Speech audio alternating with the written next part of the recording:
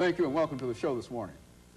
The topic this morning is the Rochelle Center, and we have two persons from the Rochelle Center to talk about some of the activities that they're involved in this morning. Ms. SHayes, and Ms. Hayes is the project director for a new program at the Rochelle Center, and Ms. LElledge.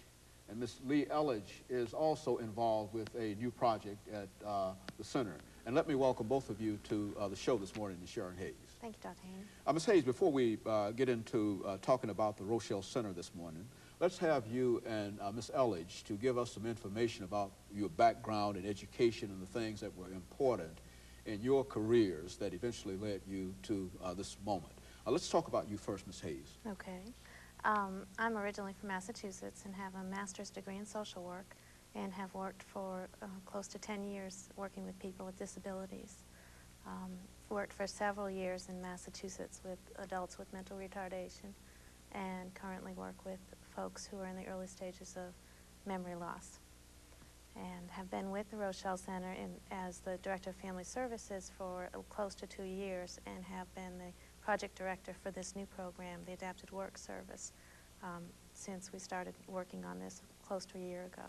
Very good, and we'll get some information about that new program, Ms. Hayes. Ms. LElledge, let's talk about your background and some information about how you came to be involved in the situation you're involved in this morning.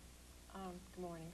I'm from Nashville, went to Vanderbilt, and have a background in public relations and fundraising. I've worked at Rochelle Center for 6 years. And my background in public relations at other places kind of led me to Rochelle Center. Very good. Let's talk about Rochelle Center this morning, Ms. Hayes. Why don't you give our audience some information? Quite a number of people might not know a thing about Rochelle Center, and some people might be familiar with its operations. But let's assume that they don't know that much about it this morning and give them sort of an overview of what Rochelle Center is all about and what you're involved in. Okay. Rochelle Center is a nonprofit agency that has been serving Nashville for about 20 years now, a little over 20 years. Primarily serve a population of adults with mental retardation, and several folks have multiple disabilities. And we serve a wide range of functioning levels and ability level, and we provide some work training and some skills training. And we now serve people who are in the early stages of a memory loss, such as Alzheimer's disease. Very good. And so you're primarily involved with mental retardation more than anything else. That is the Rochelle Center. That's the thrust of the center. Ms. LElledge, let's look at your situation at the center. I mean, now, you are in charge of marketing. Now, exactly what does that entail, and why such a position at an institution like Rochelle Center? The marketing position, in a way, is like a sales position, even though, although the department itself takes care of all the public relations and fundraising also. But Rochelle Center has Nashville's alternative workforce, and our folks who have mental retardation and the memory loss folks work on contracts that we get from area businesses. We do hand packaging, assembly, and mailings for area businesses. Those businesses pay us to do that work, and in return, we charge them a fee. Therefore, our clients that come to Rochelle are earning money. The marketing position is there to go out and sell our services to the community so that businesses know that the workshop is there and that we can help them out. Now, this is referred to as the alternative workforce, and perhaps our audience might not be familiar with exactly what do you mean when you talk about an alternative workforce, and exactly could you give us some examples of perhaps how this workforce has served its stated purpose? Yes. We're alternative in the way, we're kind of like a temporary workforce, so we're an alternative to a company doing the job in-house, and also since we have special people with special skills and challenges, we're an alternative workforce.